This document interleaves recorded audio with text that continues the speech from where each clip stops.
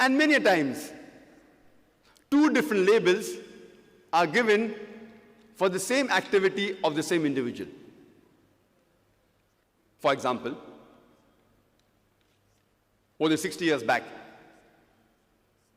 when we were ruled by the Britishers, when they were controlling India, there were certain Indians who were fighting for their freedom.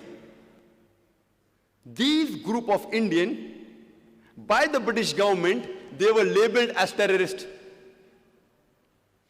But those same people, by the common Indians, we call them as patriots, as freedom fighters. Same individual, same activity, two different labels. One group is calling them a terrorist, the other group is calling them freedom fighters, patriots. Same individual, same activity, two different labels. Therefore, before you give a label, you have to try and find out what is the reason that the person is giving the label. If you agree with the British government that Britain had a right to rule over India, you would call all these people as terrorists.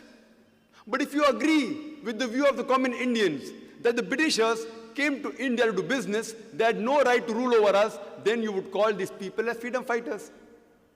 Same people, same activity, two different labels.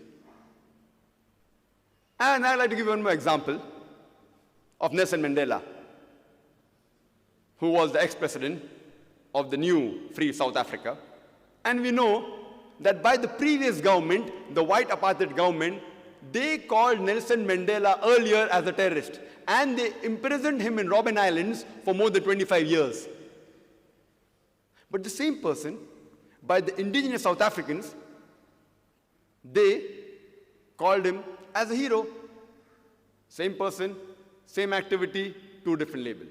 If you agree with the previous white apartheid government of South Africa that the color of the skin makes you superior, if your skin's color is white, it makes you superior, then we all have to agree that one of the greatest terrorists on earth was Nelson Mandela.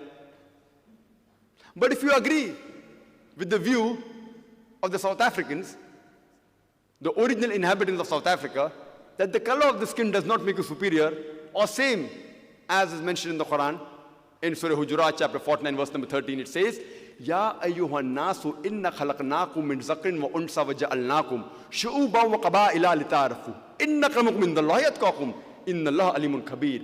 O humankind, we have created you from a single pair of male and female and have divided you into nations and tribes so that you shall recognize each other, not that you shall despise each other. And the most honored in the sight of Almighty God is the person who has taqwa. The criteria for judgment in the sight of Almighty God is not color of the skin, it's not sex, it's not wealth, but it is taqwa, it is righteousness, it is piety, it is God consciousness. So if we agree with the view of the Quran, and as our beloved Prophet Muhammad said, he said in the farewell pilgrimage, in the Hajjatul Wada, he said that no Arab is superior to a non-Arab. Neither is a non-Arab superior to an Arab. No white man is superior to a black, neither is a black man superior to a white, except by virtue. So if you agree with the view of the Quran and the saying of the beloved Prophet Muhammad, you would not call Nelson Mandela the terrorist, but you would call a person who's fighting for his rights. Therefore, before any person gives any label to any individual for any of his act, we have to first analyze for what reason is he doing the act.